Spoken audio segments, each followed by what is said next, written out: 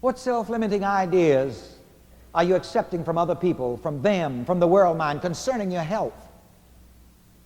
Well, you know, they say when you get 40, you're over the hill.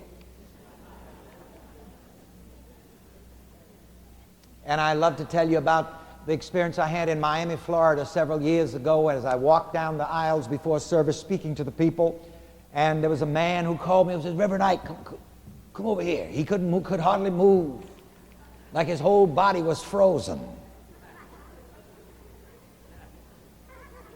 He said, I want you to pray for me to get rid of this rheumatism and this arthritis. He says, of course, you know, at my age, I am due to have these things. I said, well, keep them then, don't bother me.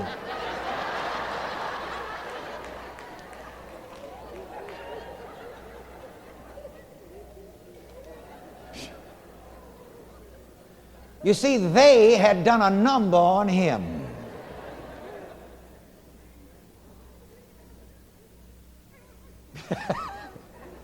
Well, what you want me to do?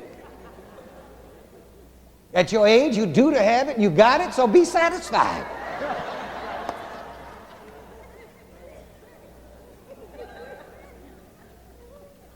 Let me tell you something. We are laughing, and this may sound funny, but you better get into that mind of yours and be sure that you don't have some self-limiting ideas about your health. I tell you the ideas I'm programming into my mind. I'm programming into my mind that the longer I stay in this body, the better it'll get.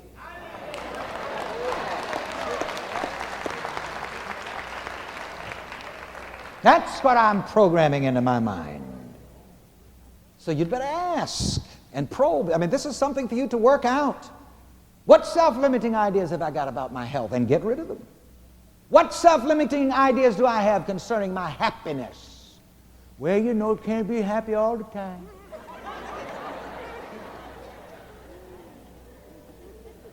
You know what I'm programming into my self-image? The joy of the Lord is my strength. Let's hear it. The joy of the Lord is my strength. What self-limiting ideas are you programming into your mind concerning your experiences of love? And I talk to ladies all the time that may have had a bad experience with a male, and because of that, forever after, you know, they sort of, a door in the mind closes. And they want to know, how come I can't keep no boyfriend?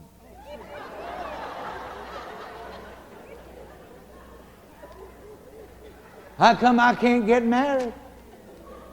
Well, in some cases, that's good.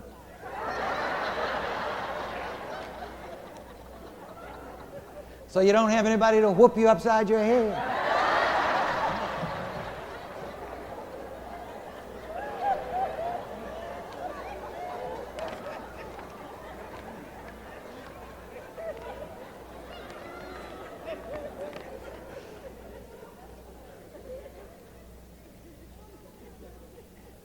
What self-limiting ideas do I have concerning my success and prosperity?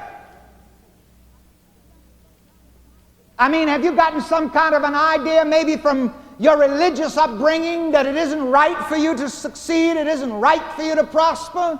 Some people feel guilty about having a good meal because they see the starving children on television.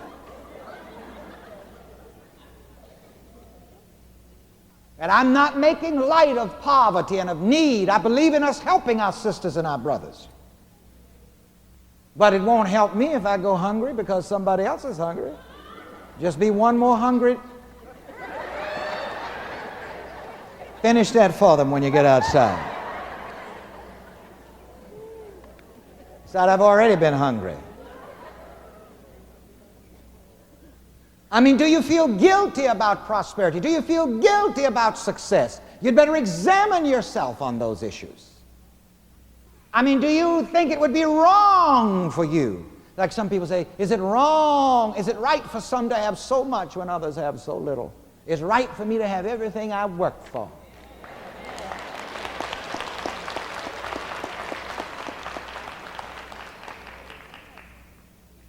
There's some people I don't feel sorry for at all. You're going to lay around on your haunches and be nothing, do nothing, and have nothing? And I'm supposed to get upset because of that? The Bible even says, be not deceived, God is not mocked. Whatsoever a man sows, that shall he also reap. So you'd better get busy sowing some success ideas in your mind and get off your behind.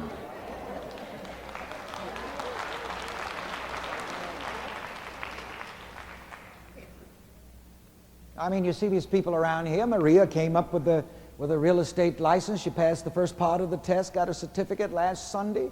Mildred today told us she got her certificate. These people are going out, they're studying, they're putting forth extra effort, being, doing, and having.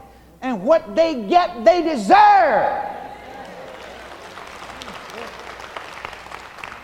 Now, I want you to ask yourself this question, and you got to be clear on it. Do I believe that I deserve success and prosperity? Let's hear it. Do I believe that I deserve?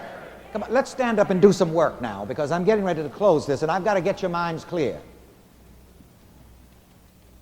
There has been too much religious teaching laid on mankind about not deserving. And some people even put it in their prayers. Lord, I'm asking you to do so and so and so and so and so. Well, Lord, you know I don't deserve it. Well, what the hell are you asking for it then?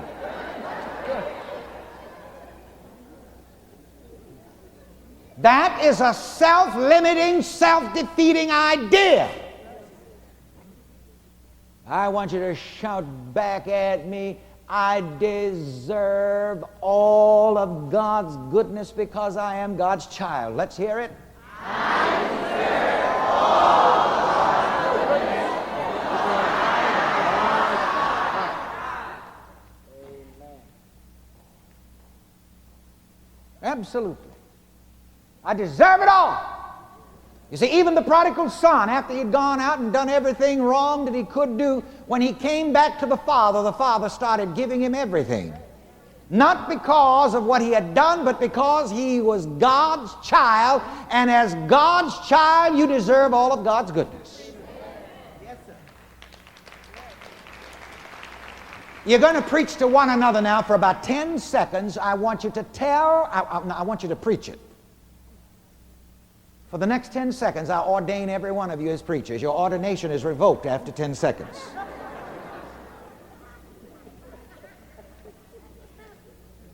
I want you to preach to as many people as you can in the next 10 seconds, and you are to say to one another, you are God's child and you deserve all of God's goodness. Go ahead. You're God's child and you deserve all of God's goodness. You're God's child and you deserve all of God's goodness. Yes, yes, yes. Say it, say it, say it. Say it, say it, say it.